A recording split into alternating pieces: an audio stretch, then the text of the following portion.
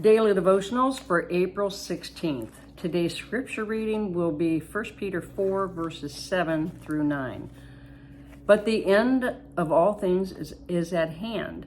Therefore, be serious and watchful in your prayers.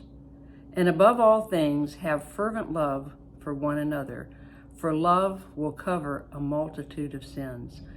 Be hospitable to one another without grumbling. Well, Peter's been talking about, Christian suffering. And there are a lot of different trials and tribulations we go through.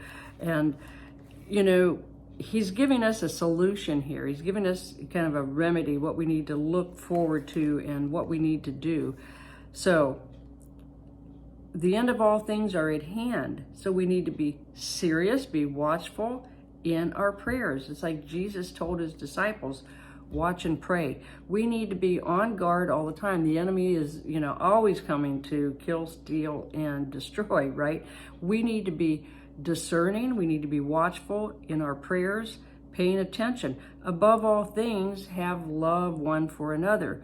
Love will cover a multitude of sins. And if we look in Proverbs 10:12, it said it covers all sin. God is love, and in his love is always forgiveness. And we cover one another's sin. And I'm not saying that we hide things so that, there's always consequences for sin, but God forgives, and we need to forgive others as well and love them. Then it says, be hospitable to one another without grumbling. That always makes me think about the children of Israel, and how they grumbled and complained.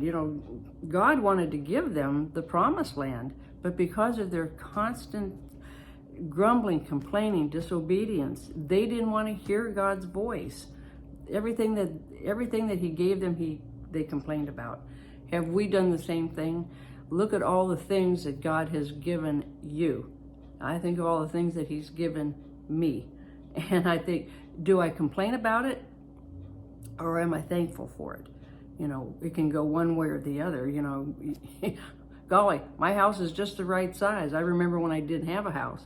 Now I've got a house. If I had a bigger house, what would I do with it? I just have more to clean. I can be really thankful for what I've got.